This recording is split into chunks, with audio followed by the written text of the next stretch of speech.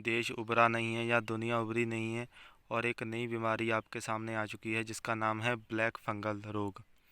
क्या है ये ब्लैक फंगल रोग, जानिए इस वीडियो में देखते हैं हम। तो चलिए शुरुआत करते हैं। तो पूरा देश कोरोना वायरस के संकट की दूसरी लहर से गुजर रहा है और कोरोना वायरस की दूसरी लहर में एक और बीमारी अपना कहर बरपा रही है और इसका नाम है म्यूकर माइकोसिस, जिसे ब्लैक फंगस भी कहते हैं। स्वास्थ्य मंत्रालय और Indian council of medical research यानी कि आईसीएमआर ने इसकी स्क्रीनिंग, डायग्नोसिस और मैनेजमेंट को लेकर प्रमाण आधारित एडवाइजरी जारी की है। और क्या इसमें बताया गया है कि सरकार ने अनियंत्रित डायबिटीज और ज़्यादा समय आईसीयू में रहने वाले कोरोना संक्रमित में म्यूकर माइकोसिस नाम का जो फंगस इन्फेक्शन के बढ़ते खतरे पर एडवाइजरी जारी की है। और सरकार ने कहा है कि अनदेखे करने से यह इन्फेक्शन जानलेवा हो सकता है।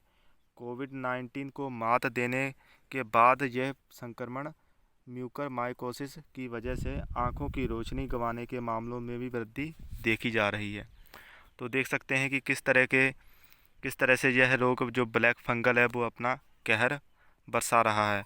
और हाल ही में मध्य प्रदेश के ग्वालियर ज़िले में भी इसका एक केस पाया गया है जिसकी मृत्यु हो चुकी है इसी ब्लैक फंगल इन्फेक्शन की वजह से। तो आप इससे अंदाज़ा लगा सकते हैं कि यह रोग कितना भयानक है।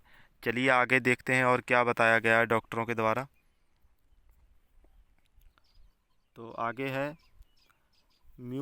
म्यूकर माइकोसिस एक तरह का काफ़ी दुर्लभ फंगल इन्फेक्शन है।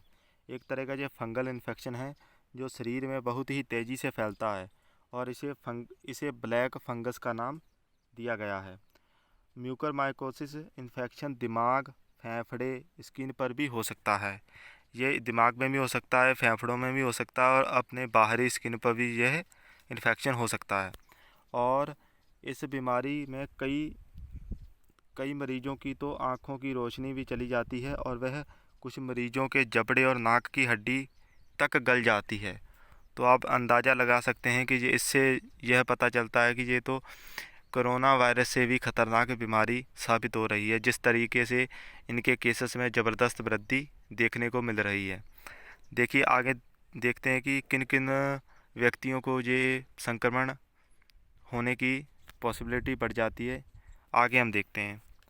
तो आगे ये बताया गया है कि अगर इसे समय रहते कंट्रोल ना किया जाए तो ये मरीज की मौत भी हो सकती है, जो कि हाल ही में भी ग्वालियर में इसकी मध्य प्रदेश के ग्वालियर ज़िले में एक पेशेंट मिला था जिसकी इसी फंगल इन्फेक्शन की वजह से मौत हो चुकी है। और उन लोगों को प्रभावित करता है जो स्वास्थ्य समस्याओं के लिए दवा पर है, जो पर्यावरणीय रोगजनकों के लड़ने की उनकी क्षमता को कम करता है। इसका मतलब यह है कि जिनकी इम्यूनिटी बहुत वीक है और जिनको कोरोना वायरस हो चुका है वो लगातार आईसीयू में ज़्यादा लंबे समय तक आईसीयू में रहे हैं और ज़्यादा नमी वाले स्थान पर रहे हैं, जिनको सबसे ज़्यादा जैसे कि शुगर है, शुगर के मरीज को तो सबसे ज़्यादा इस फंगल इन्फेक्शन का खतरा बढ़ जाता है। शुगर जैसे मरीज को या फिर जिन्होंने ज़्यादा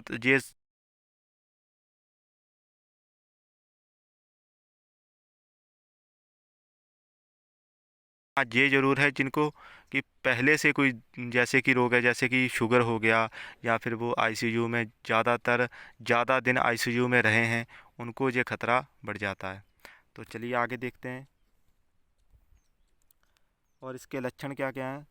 तो इसके लक्षण बताए गए हैं: बुखार, सिर दर्द, खांसी, सांस लेने में तकलीफ, खूनी उल्टी, बदली हुई मानसिक स्थिति के साथ आँख या नाक के आसपास दर्द, लाली दिखना या स्किन पर यह इन्फेक्शन होने से फुंसी छाले पड़ सकते हैं और इन्फेक्शन वाली जगह काली पड़ सकती है। और कुछ मरीजों को आँखों में दर्द, धुंधला दिखाई देना, पेट दर्द, उल्टी, मिचली महसूस हो सकता है। तो ये थे इसके कुछ महत्वपूर्ण लक्षण जिसको देखकर हम इस फंगल इन्फेक्शन को पहचान सकते हैं। आगे चलते हैं।